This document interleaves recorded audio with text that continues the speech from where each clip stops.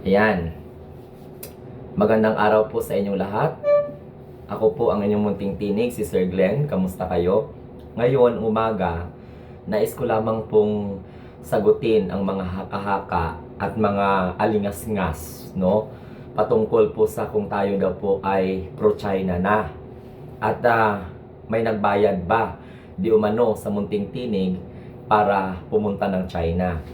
For the information of everybody, ang pinunta ko sa China ay bahagi lamang po ng aming tour. At hindi naman namin pinag-uusapan kung ano yung politika. Okay? Kasi nga, syempre, ayaw ko sanang magpaliwanag kasi personal to no? Nagkataon lang nabigyan tayo ng oportunidad na mapasama tayo sa trip natin sa China, Macau at saka sa Hong Kong. Okay? Sa mga nagsasabi na ang munting tinig ay magbago at magiging pro-China na, dyan kayo nagkakamali. Unang-una, hindi niyo ba nakita yung logic? Kung ako po ay magiging pro-China, bakit hindi na lang ako matulad kay Marcoleta? At hindi na lang ako matulad sa mga Duterte diehard supporters dyan? No? Na mga vloggers. Bakit pahirapan ko pa kayo sa pag-iisip? In a way, may prinsipyo kayo, may prinsipyo din ako. Ang pagpunta ko ng China, hindi ibig sabihin na nangangahulugan na ako po ay pro-China na. Tingnan nyo yung mga kababayan natin na nakatira sa China. So anong tingin nyo pala sa kanila? Gusto nila ang ginagawa ng Chinese government sa kanilang pananakop sa West Philippine Sea, sa pagbabaliwala sa karapatan ng mga Pilipino na hindi naman ang aangkin sapagkat atin po yan. Exclusive economic zone po natin ang pinag-uusapan dyan. Sa mga naghahaka-haka na ang munting tinig ay bayaran ng China, bayaran ng kung sino-sino mang tarpulano dyan, dahil lang sa inyong mga alingas-ngas, tigilan po ninyo yan. Hindi ba ako isang tao lang? Normal lang po ako na tao na nangangarap na din na makapunta sa ibang bahagi ng mundo, sa ibang sulok ng mundo, libre man yan, o sarili kong gastos yan. No? Hindi po ibig sabihin na magbago ang political stand ko pagdating po sa issue ng West Philippine Sea. Kaya nga, sumigaw nga ako doon sa China ng atin ang West Philippine Sea. No? Huwag niyong painitin yung ulo ko na sabihin ninyo kaagad na, okay, ayon po sa mga narinig ninyo, sa mga alingas-ngas ninyo dyan, na okay, sige, tayo ngayon ay pinapunta doon dahil bayaran na tayo ng China. Mga vlogger ng pro-government ang pumunta doon Sabi ko nga sa inyo, if I will become a critic of this administration, kung gusto ko lang na sumama sa kampo ng mga Duterte, bakit ngayon hindi ko yun magawa? Ha? Agad-agad kaya kong magawa yan. Ang problema, mali ang haka-haka ninyo. Umayos kayo. Alam nga naman tanggalin ko yung China doon, trip. Package yun. Dadaan ka ng Hong Kong, papunta ka ng China, pabalik ka ng Macau. Alam nga hindi ko pupuntahan yun. Sige nga. Iba yung usapin. Yung kayo masyadong hot. No? Kung kayo nga nag-aalala nga kayo na kung tutuusin, sumusuporta kayo sa amin ng mga vlogger. Kung tutuusin, dito kayo nakikinig sa amin. Ang lalim na ng pinagsamahan natin bilang pro-government. Buhay na namin ang nakataya. Lalong ako. Buhay kong nakataya sa pagbabati ko sa mga Duterte dahil po sa kanilang issue dyan sa West Philippine Sea at sa political system po natin. Pagkatapos bigla-bigla kayo magsalita ng mga ganon na magkakahaka kayo na bayaran ang munting tinig ng China dahil po di umano ay punyeta. Sorry lang ha, kayo mga kamunting tinig, mga Pilipino, lawakan po natin ang pangunawa natin. Sabi ko nga sa inyo, hindi lahat ng Chinese kalaban ko, hindi lahat ng Chinese demonyo ang paningin ko. Pulisiya ng gobyerno nila ang ayaw ko. No? Hindi ko gusto yung ginagawa ng China na pananakop nila sa West Philippine Sea at sa mga teritoryo. Please lang, umayos kayo sa mga pananalita ninyo. Bigyan nyo ng matamang diskurso. O ano ipaliwanag ko sa tour namin? Wala naman akong na-meet doon ng mga politicians. Ha? Bayaran kami ng China. Ako, lalong-lalo na ako. Ayaw ko lang banggitin yung mga kasama ko. Ako, magiging bayaran ako ng China. Anong ibabayad ng China sa akin? Wala akong magandang nasabi sa tungkol sa polisiya nila na expansionism. Paano ako magiging bayaran ng isang Pilipino na naka-base doon sa China? Sige nga. Paano ako magiging pro-China sa pamamagitan ng kanilang polisiya na expansionism? Do you think sa ginagawa ko na to, na binubuwis ko na to yung buhay ko, yung pagkatao ko, pwede akong sirain ng kahit na kanino. Tapos kayo na mga naniniwala sa channel na ito at sa ating pagiging makabayan, ang bilis nyo lang sabihin na baka nga po kailangan magpaliwanag ako. Bakit ko kailangan ipaliwanag ang bakasyon ko sa inyo? Hindi nga ako pinapapaliwanag ng mga loyalista na kung saan nagbigay pa nga ng kahit kunting kunting tulong para lang po may makain ang munting tinig doon sa China, sa Hong Kong at saka sa Macau. Makabili-bili ng kahit na ano. Loyalista nga na tunay ang sumuporta sa munting tinig. Pagkatapos kayo, loyalista kayo, pro-government kayo, paghihinalaan nyo ang munting tinig. Paghihinalaan ninyo ako na kahit na 5 duling, wala man kayong ambag. Ilagay natin sa tamang perspektibo. Hindi nyo ba nakikita kung ano yung kagandahan kung bakit kami nandun? Hindi nga mga gawa ng mga DDS yan, na kung tutuusin sila yung sinasabi nating mga bayaran ng China. Yung ibang mga political social media influencers dyan, na mga maka-Duterte na kumikiling sa Chinese narratives with regards dyan sa issue ng West Philippine Sea. Samantalang tayo, pinangalangadakan, hindi pa nakaupo si PBBM sa pwesto. Panahon pa ni Rodrigo Duterte, pinaglalaban na natin ang West Philippine Sea. Atin po yan, based on the United Nations Convention on the Laws of the Sea, ruling, arbitral ruling, okay, that was released 2016. Nakita nyo lang ako doon sa China, sabihin nyo na kaagad ako na pro-China.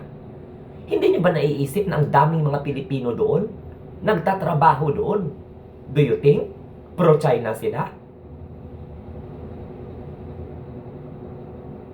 Umayos kayo. Mag-isip kayo ng tama. Hindi na puro lang chismis. Yung chismoso at saka chismosa magbigay sa inyo. Yung haka-haka ninyo. Yan ang minsan nakakasira sa inyo at sa mga relasyon natin. Dahil unang-una, sinong paniwalaan nyo? Yung nagbigay? Hindi ko nga nakita kung sino yung tarpulanong sinasabi nyo. Next time, babanggitin ko yan. Dahil ang nagpapunta daw sa akin sa China ay isa sa dating opisyal ni Rodrigo Roa Duterte. Blunt item pa lang yan ngayon. Sa susunod na mga live ko, banggitin ko yan. Without any consultation. Ako, masaya ako sa trip ko. Masaya ako dahil unang-una, nakita ko yung iba't ibang mga kultura. Yung mga Pilipino natin doon, may nakikita tayo doon eh. Oh. Ang akin is, linawan nyo yung utak nyo, huwag kayong matulad sa mga Duterte Dehan supporters na namamatay sa mga maling akala. At tandaan po ninyo kung magiging anti-government ako, bakit ngayon ko lang gagawin? Na kung saan bagsak na ang mga anti-government. Kakampihan ko yung mga bagsak na gusto magpapabagsak sa administration. Napatay na natin yung issue. Diyan po sa mga kapwa natin Pilipino na kung saan ay pinaglalaban nila yung naratibo ng China. Nagtanim ng galit, ng takot sa atin. Tapos ngayon, ako ngayon ang pagsasabihan ninyong pro-China na. At ako ngayon ang sasabihan ninyo na ang nagpapunta ay dating opisyal ni Rodrigo Duterte.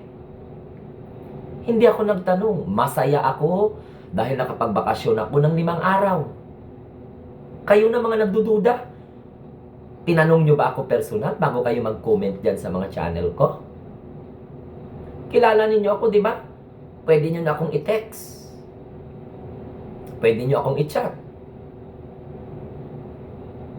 Ha? Kung nangangamba kayo, ano kayang iharap ko sa tao kung magiging pro-China ako at katigan ko ang polisiya ng China na sa kanila ang West Philippine Sea? Anong may iharap ko sa kapwa ko Pilipino? Ano ang may harap ko sa 100,000 more than na subscriber ko? Ha? Mahiya ako sa sarili ko, kakatigan ko yung China sa expansionism policy nila. Hahayaan ko na hindi ko ipaliwanag sa tao na okay. Halos maputol na ang litid sa ugat ko sa kaka-explain. Hindi pa nakaupo si PBBM. Against na ako sa ginagawa ng China. Pananako pa lang nila sa Spratly Island. Tapos ngayon, pati Palawan, inaangkin nila. Gusto ninyo papayag ako nun? Eh anong magagawa ko sa mga mapanghulala ninyo ng mga mentalidad? Ako pa ngayon ang sasabihan ninyong pro-China na dahil nagbakasyon lang ako doon. Hindi ko ba pwedeng i-grab ang oportunidad na ipasyal ko din yung sarili ko? Ikaw pa naman, magtatanong pa ako dyan. Okay, sige, ganito, ganyan. Mga kapwa ko Pilipino, kaya nga tayo nagkakaroon ng away-away eh. Kaya nagkaroon tayo ng misunderstanding. Dahil bago kayo sikat dyan sa comment section at bago kayo mag-tantrum dyan, no? Wala naman problema kung tanggalin nyo yung suporta nyo sa Munting Tinig dahil pumunta ako ng China. Kung sa tingin ninyo, basihan ninyo na magsilayasan kayo sa channel ko dahil pumunta ako sa China at iniisip ninyo na bayaran ako ng dating opisyal na Rodrigo Roa Duterte, na kilala po nating kaalyado ng China. Halos mamatay ako dito sa kapaliwanag tungkol sa estado ni Sara Duterte, na mga Duterte sa Pilipinas. Tapos ngayon, ako pa ngayon ang papahinain ninyo sa pamamagitan lang ng ganyang klaseng mga haka-haka na kailangan ko magpaliwanag. Bakit kailangan ko ipaliwanag sa inyo ang pagpunta ko ng China? With all the places, bakit daw po talaga China? Bakit bawal ba? Oh. Bawal ba? O tingnan mo ha, pro-government ako. Hindi ako natakot. Sumama ako dun. Sumigaw pa kami doon sa atin ang West Philippine Sea. Kayo kaya, magawa nyo kaya yon? May mga pera man kayo. Subukan nyo kaya, pumunta doon at magsisigaw kayo doon na atin ang West Philippine Sea. Katabi ang China. Chinese citizen. Huwag ganun. Di ba? Kung gusto ninyo na maging maayos ang relationship natin, lawakan nyo dahil ayaw ko dito ng pabaloy, utak, magtatanga-tangahan tayo. Matalino kayo. Ang akin dito, pasalamat ako dahil isa ako sa mga nasama. At hindi ko tinanong kung saan po nanggaling or whatsoever dyan. Dahil malaking insulto po yan sa kung sino po yung nag-invite sa akin. At hindi naman namin napag-usapan yung politika doon na, okay, sige, dahil sinama ko kayo dito, bla bla bla bla bla, itong gagawin natin. Mahiya naman kayo kung wala kayong mga school. At alam mo napakasaya ko kasi alam mo kung bakit. Ang mga nai-encourage pa sa akin, mga loyalistang tapat. Mga sumusuporta sa mga vloggers na mga makamarcos. Sir Glenn, ganito. Ito lang yung mabigay namin. Di wala problema.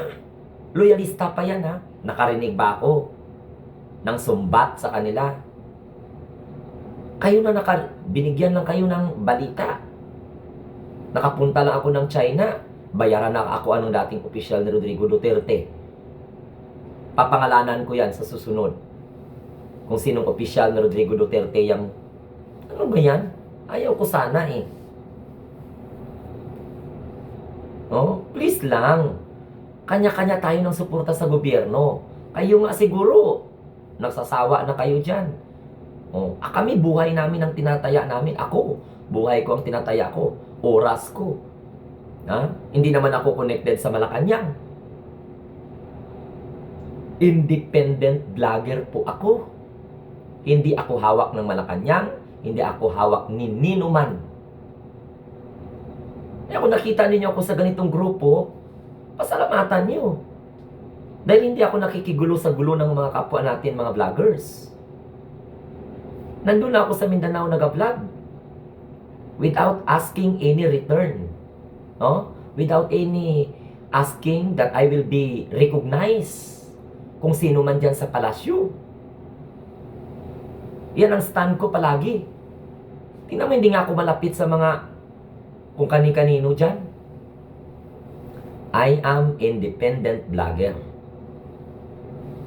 Oh, kung nagustuhan tayo ng tao na sumusuporta sa atin, na tinutulungan yung channel natin, at the same time, na a-appreciate nila yung pakikipaglaban natin para sa gobyerno, dahil pareho yung sentimento namin, tapos ganun, sasabihin ninyo, may nagbayad sa amin. Hindi, pag sinabing nag-iisip kayo, nagbayaran ng dating opisyal na Rodrigo Duterte, ako, at ibig sabihin damay yung lahat ng mga vlogger. So, sino ang nagbigay sa inyo ng balita na yan? Patikim pa lang to. Wala pa akong babanggitin ng mga pangalan. Sa live ko, babanggitin ko na. Sino ang nagbigay sa inyo ng information na yan? At sino kayo para bigyan kayo ng information na ganun? Please naman. Alam nyo ugali ko pagdating sa social media. Alam ninyo yung ugali ko pagdating sa social media. Nakikipaglaban ako para sa gobyerno. Hindi para kilalanin ako ng gobyerno. Na isa ako sa mga warrior o isa ako sa mga o ano-ano dyan. Masaya na ako. Nakikita at napapanood ako ng mga tao at naliliwanagan yung dapat maliwanagan. Pero kung ako, pag-isipan ninyo na bayaran ako ng dating opisyal na Rodrigo Duterte na nakastay doon sa China, ibang usapan na yun. Ibang usapan na yun dahil ako ang isa sa mga bumabatikos dyan. Paano ako magiging bayaran yan? Sinong nagbigay sa inyo ng information? Mabuti ng klaro. At bakit? Do I need to explain? Do I need to explain? Kung bakit ako pumunta ng China? Do we need to explain? Dapat nga ma-appreciate nyo, pro-government, pumunta ng China. Walang takot, ipagsigawan doon kahit papano. Atin ang West Philippine Sea. Ang mga DDS, na mga ultimo na mga vlogger, nakapunta ba doon? Subukan nila, pumunta doon. At yaw-yawin nila ang Marcos administration. Maliban lang dyan sa ibang mga vlogger na nandoon na, pumunta na ng China na mga DDS. Okay? Hindi pa ito ang huli. Gusto ko ipakita sa inyo na please dawakan nyo sa channel ko. If you are a subscriber of this channel, I want you to be responsible of your comments and I want you to be responsible of your opinion. Hindi na tamang hinala kayo. May bumulong sa inyo na isang dating opisyal na Rodrigo Duterte na nakabase sa China ang nagpapunta sa amin doon, sa akin, sa aming lahat na mga pro-government vloggers. Kung anong tingin ninyo sa mga DDS, huwag nyo kaming idamay doon. Sa tingin nyo, magkano kayang ibabayad sa amin? Sa tingin ninyo, na makasatisfied ng needs namin?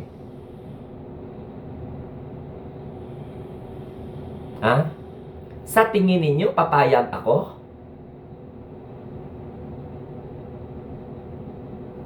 Ay, naku. Sige, hanggang tayo, Dahil yun ang isa sa mga iniisip ng mga iba dyan na mga kapwa natin Pilipino na ang munting tinig ay sana hindi magbago. Okay man yun.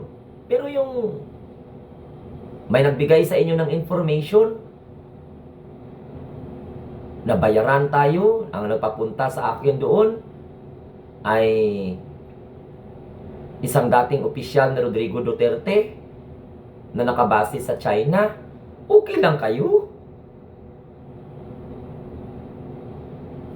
Kung pumunta ako doon at ang nagpapunta ay dating opisyal na Rodrigo Duterte, bakit ipagsigawan ko doon na sa atin ang West Philippine Sea? Sige nga. Di kaya mapugutan ng ulo yung opisyal na Rodrigo Duterte doon? Di ba? Sa China, kung sinasabi ninyo na pinapunta ako doon tapos ang nag-sponsor ng punta ko doon dating opisyal ni Rodrigo Duterte. Tapos nagsigaw-sigaw ako doon na pabiro lang or whatsoever, pero may mga Chinese, atin ang West Philippine Sea. Ilang beses namin ginawa yun. Ilang beses kong ginawa yung pagsigaw na yun. Every time na may sa mga tourist spot na pinupuntahan namin. Do you think nagpunta ako doon para sumigaw ng West Philippine Sea kung ako'y pinapunta ng tao na Rodrigo Duterte doon na nakabase sa China? Logic! Tapang, lakas ng loob, determinasyon, yun ang kapital ko at mga kapital namin pumunta doon. Dahil hindi naman namin kailangang sirain yung China doon sa mga bagay na yun. Di pa bakasyon yung aming punta doon. Mahal talaga itong mga... Please lang, ha? Sana mag-isip-isip naman kayo. At itong sinasabi ko sa inyo, hindi ko na nga kailangang i-defend. Ilang beses ko nang sinabi, nandun pa ako nag-live-live, gumagawa ako ng paraan. Kung bayaran kami ng China, bayaran ako, bakit pa ako nag-live at pinakita ko pa sa inyo? Di sana pumunta na lang ako doon ng tahimik. Pagkatapos, pagbalik ko, babatikusin ko na, kakampihan ko na si Marcoleta. Piste man kayo, uy. Di ba? Kung pinapunta ako ng dating opisyal ni Rodrigo Duterte sa China, ibig sabihin, kampi ko si Marcoleta. Bakit kailangan kong i-vlog sa buong mundo o i-vlog sa social media ko na nandoon kami sa China kung dapat gagawin ko yun, di ba? Hindi ako magbablog doon, gagawin ko bago ako magpunta dito. Pagdating ko dito, mag-iiba yung what we call this, prinsipyo ko. Gamitin yung utak nyo. Yan ang palagi kong sinasabi sa inyo, gamitin yung utak nyo. Do you think kung may negotiations, pinapunta ako doon? Okay, sige. Munting tinig, ano man, payag ka? Di sana inaatake ko na yung mga nagkiklaim sa West Philippine Sea. Hindi na sana ako nagsisigaw na atin ang West Philippine Sea. Yata kayo. Ang problema sa inyo, maling akala. Ay, hindi lang kami kaya mga vlogger ang nandun. Mga normal na mga individual ang mga nandoon. Kasama namin. Kung may negotiation doon, hindi sana nakipag-meet ako doon. Ganito. Ako pa. Kaya lang, syempre, oportunidad na, mag-travel ka, travel agency, inayos. Masaya ako. Alangan mag-question pa ako doon. After Sara resign sa DepEd bilang Department of Education Secretary, nakaambang naman talaga nasasama ako. At the same time, nung hindi pa ako nakasama sa Hong Kong unang pagpunta, kayo naman, umayos kayo. So ayan ha, basta atin ang West Philippine Sea, ilang beses man akong pumunta ng China, hindi magbabago ang prinsipyo ko na atin ang West Philippine Sea at hindi tayo papayag na ipasawalang bahala o ipasawalang kibo natin yung paglaban ng ating mahal na presidente. Suportahan natin ang ating mahal na Pangulo sa pakikipaglaban in a diplomatic way na atin po ang West Philippine Sea in the name of freedom navigation. Not only, but in our exclusive economic zone. At kung ano man ang mga isla na gustong kamkami ng China, kalaban po natin ang China ang pulisiya na yan. Naintindihan ninyo? In that particular policy, kalaban natin ang China. Hindi po ako magiging pro-China sa pamamagitan po ng pagsuporta na okay, kami nila yung mga isla natin, including the disputed territory at this point of time. Intindihan nyo?